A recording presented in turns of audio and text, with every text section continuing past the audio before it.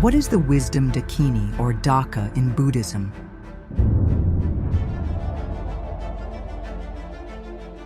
Which one are you, a daka or a dakini?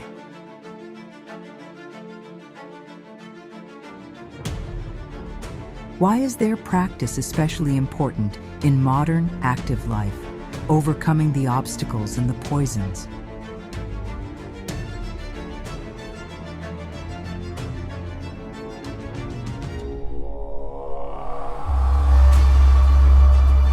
Why are they often depicted dancing, standing, and sometimes ferocious or even naked?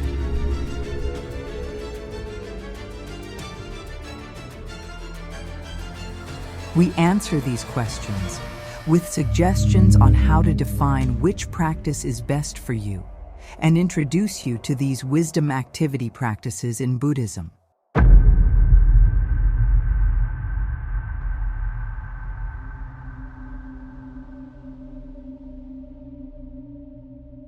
In some ways, the dakini and daka yidam practices are the most important practices in daily Vajrayana Buddhism. Why is this? Because daily living and daily practice is about activity. Activity is the domain of the wisdom dakini and wisdom daka. The shortest essence definition of wisdom dakini or daka is enlightened activity. For this reason, we reserve every 10th of the lunar month for daka practice and every 25th of the lunar month for dakini practice.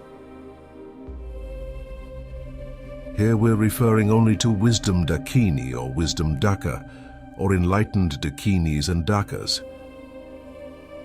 The terms daka and dakini, without the qualifier wisdom, is sometimes also used to mean practitioners, as in the use of yogi and yogini.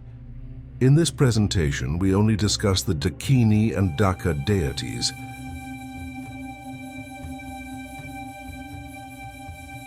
Dakas and dakinis are both activity-oriented enlightened deities, but they differ in two key ways. The dakas focus on the activities of compassionate method, the bodhisattva path, and for this reason are also called herukas or heroes, or pawo in Tibetan. The dakinis focus on wisdom activities and are called khandroma in Tibetan. Both daka and dakini are activity. We began by asking, which one are you? It has less to do with gender and more to do with which activity you're more focused on. Wisdom activities or compassionate method activities. If you focus on wisdom activities, chances are good you are attracted to dakini practices. If you find method and compassion practices more suitable, you might feel drawn to the herukas or dakas.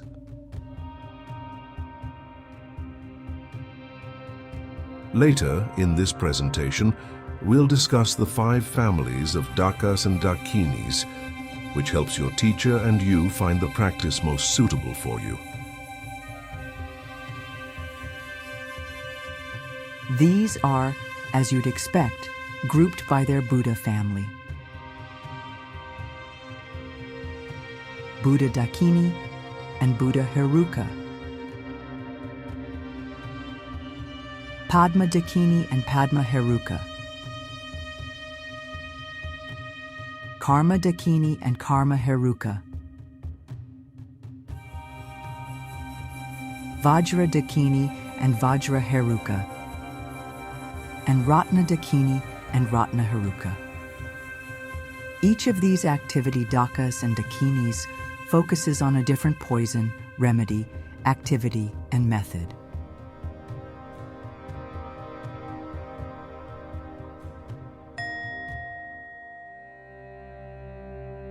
Let's start with, are you a dakini or a daka? If you are more engaged by compassionate methods, you might favor heruka practices.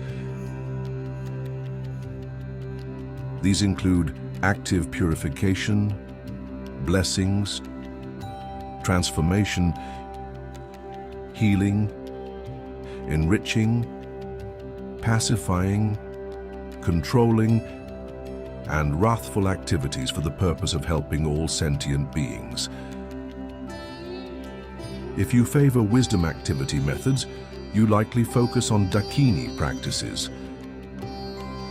These might include Dzogchen and Mahamudra meditation, completion practices, body mandala practices,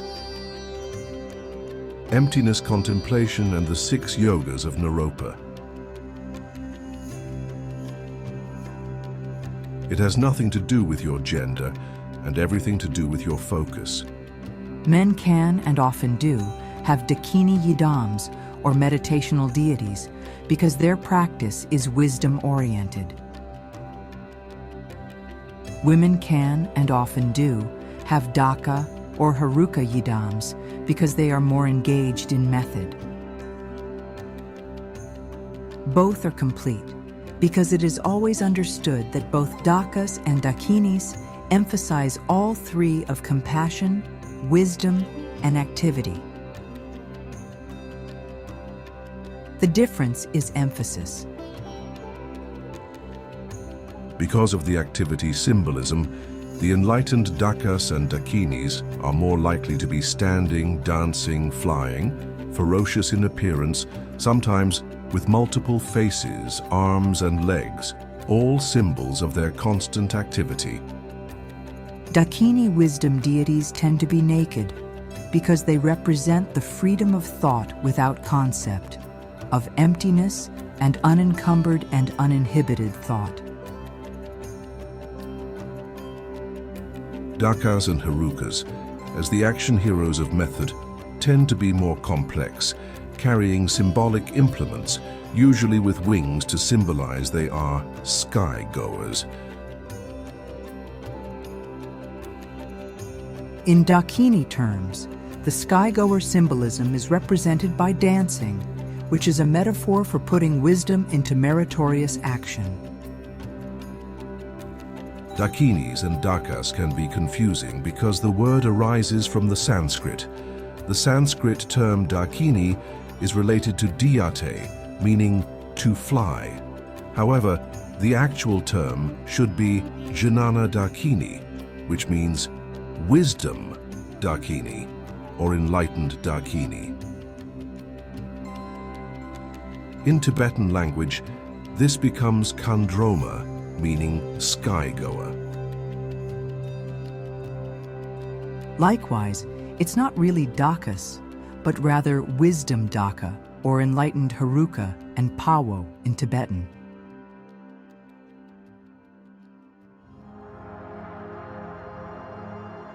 Non-enlightened Harukas can be protectors and wisdom kings, for example.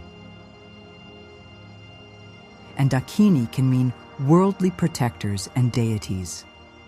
Here, as Yidams, we only discuss the enlightened Dakinis and Dakas, because worldly Dakas and Dakinis are never Yidams.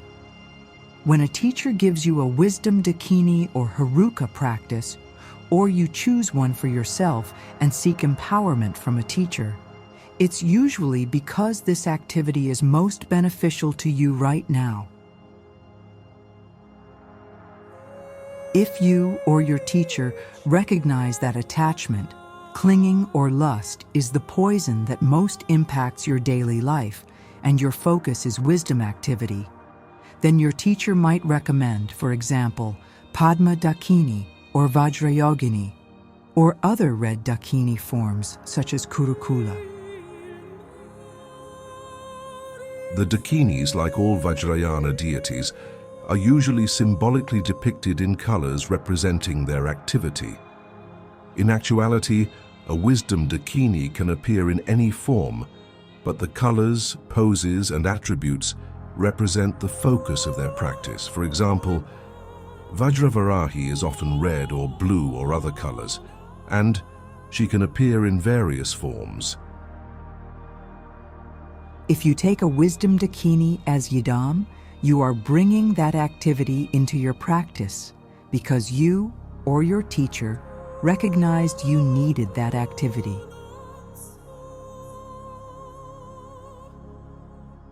How do you choose your practice? Usually, if you are fortunate and have a teacher, you'll have a recommendation. Or through the course of foundation practices, you'll discover the areas you need to work on most. Usually these are your strongest poison or delusion. There are 5 groups of activities, which are the remedies for the 5 main poisons or delusions that afflict beings in samsara. These are codified in the 5 Buddha families. Each Buddha family might have several dakinis or herukas, but here we'll mainly highlight the heruka aspect of the Buddha of the family, or the dakini aspect of the wisdom mother of the family. In other presentations, we cover some of these herukas and dakinis individually.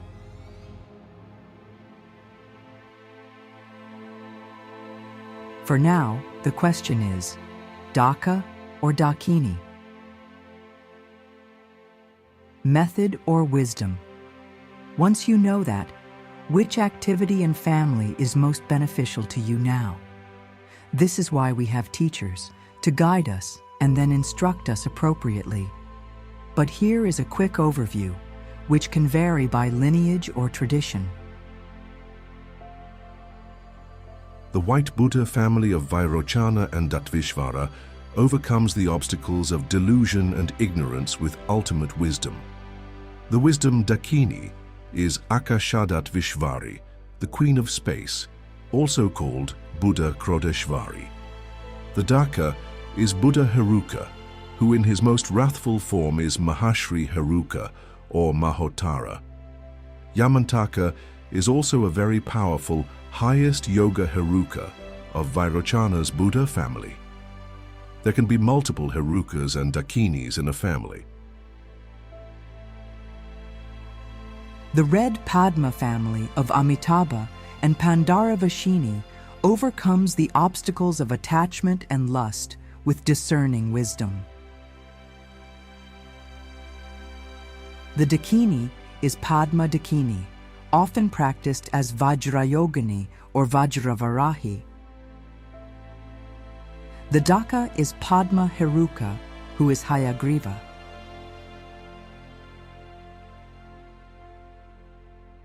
The Green Karma family of Amoghasiddhi and Wisdom Mother Samayatara overcomes the obstacles of jealousy with all-accomplishing wisdom. The Dakini is Green Karma Dakini, who is a Dakini standing form of Green Tara. In wrathful form, she is 6-armed Samaya Yogini. The wrathful Daka is Vajrakilaya, the Karma Heruka aspect of Amoghasiddhi and Vajrasattva. The Vajra family of Akshobhya and Lochana overcomes the obstacles of anger and hate with mirror-like wisdom. The Dakini is Blue Vajra Dakini or Vajra Rodishvari, and the Daka is Blue Vajra Heruka, who in wrathful form is Vishuddha or Sri Samyak. The Ratna family of Ratnasambhava and Mamaki overcomes the obstacles of pride and greed with the wisdom of equality. The wisdom Dakini is Ratna Dakini or Ratna Rodishvari, and the Daka is Ratna Heruka. How do we or our teacher decide?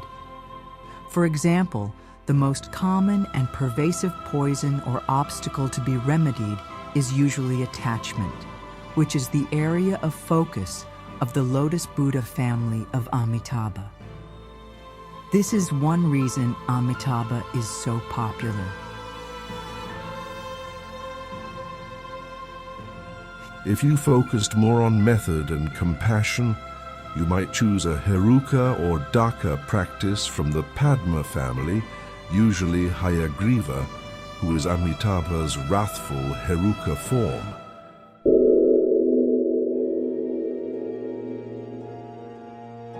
For the same poison of attachment, if you were focused more on wisdom, the Dakini might be Vajra Varahi, also called Vajra Yogini.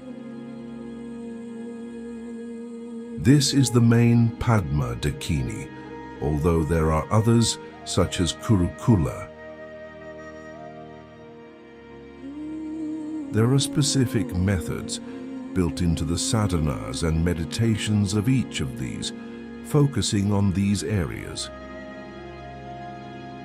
This is the power of Vajrayana Buddhist practice.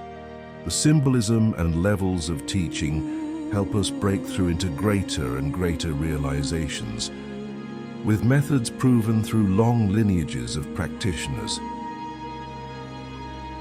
Until we have empowerment, or a teacher instructing us, we can honor the yidam we are most drawn to with merit accumulation practices, such as offerings, prostrations, the 7 limbs of practice, which covers many of the foundation practices, and dedicate the merit for the benefit of all sentient beings and for the cause of finding a teacher to instruct us.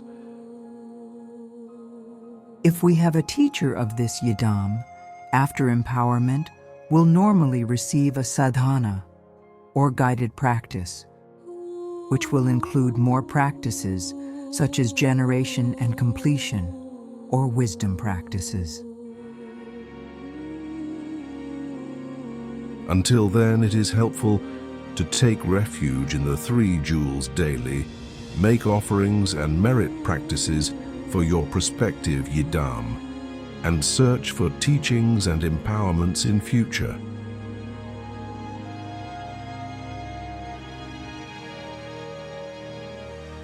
We dedicate the merit of this presentation to the benefit of all sentient beings.